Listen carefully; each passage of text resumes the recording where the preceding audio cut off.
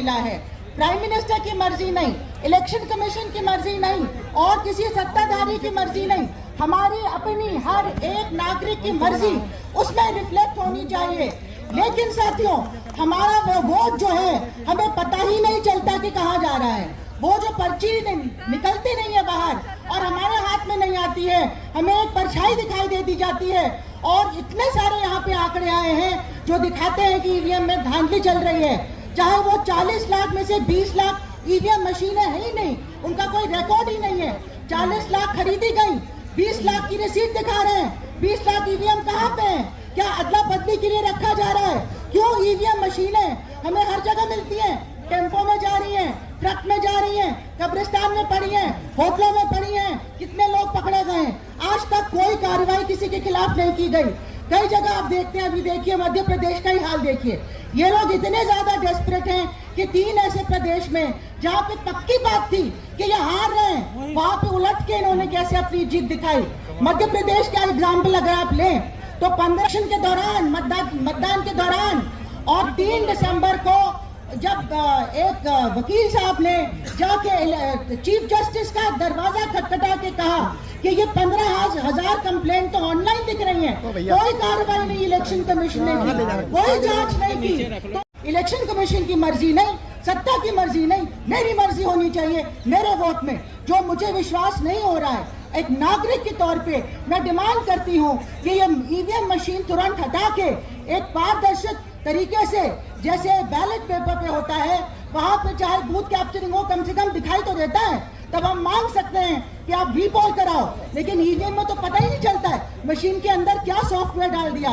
साथियों, supreme court ने 2013 में जब भाजपा की पार्टी ने कितने आंदोलन किए कि ईवीएम हटाओ, वो खुद ही आंदोलन कर रहे थे और पिटिशन भी फाइल कर रहे थे। सुप्रीम कोर्ट ने कहा कि ईवीएम में भरोसा नहीं हो सकता है, 2013 में कहा, और ये कहा कि वीवीपैट मशीन से स्लिप बाहर आनी चाहिए, उसको बॉक्स में डालना चाहिए।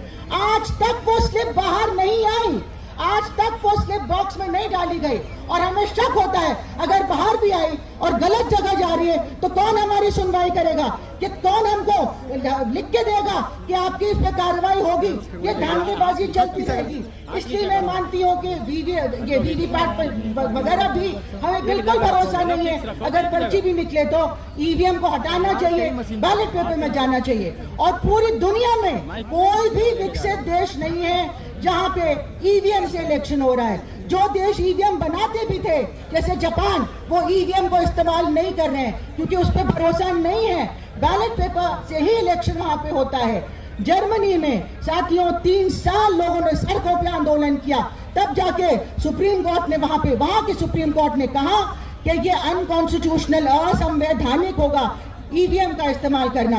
इसलिए वो बैलेट पेपर से वहां इलेक्शन होना मैंडेटरी हो गया, जरूरी हो गया है। तो हम क्यों नहीं अपने हक के लिए लड़ सकते हैं? साथियों, अगर ये लड़ाई हम नहीं जीते तो बाकी सारी लड़ाइयां नाकाम होगी। कोई भी सरकार अगर सोचती है कि उसको हटाया नहीं जा सकता है, तब क्यों वो जनता की आवाज सुनेगी? चाहे वो मणिपुर का मसला हो, चाहे किसानों का मसला हो, चाहे वो अल्पसंख्यकों का मसला हो, चाहे दलित आदिवासियों का, हमारे जल जंगल जमीन का मसला हो, चाहे जेलों में 5-5, 6-6 साल सड़ा रहे हैं साथियों को, टीचर्स को, स्टूडेंट्स को, वकीलों को, जर्नलिस्ट को, बिना कोई ट्रायल के।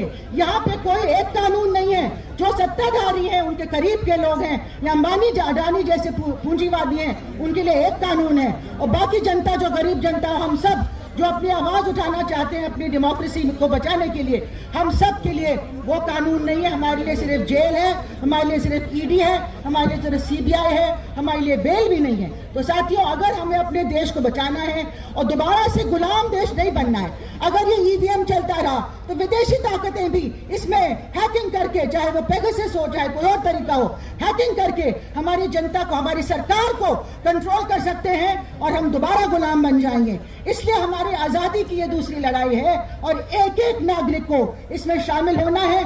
इस लड़ाई से ज्यादा जरूरी कोई लड़ाई नहीं है। विपक्ष को अकल आई लेकिन देर में आई, और अब भी वो कह रहे हैं, मिलके इंडिया कह रही है कि वीवीपैट की स्लिप बाहर निकलेगी और डब्बे में डाला जाएगा। हम उससे सेटिस्फाइड नहीं हैं। हम कहते हैं कि कम से कम उतना हो, लेकिन बेस्ट ये होगा हमारे लिए कि आप बैलेट पेपर छापने में कितना टाइम लगता है?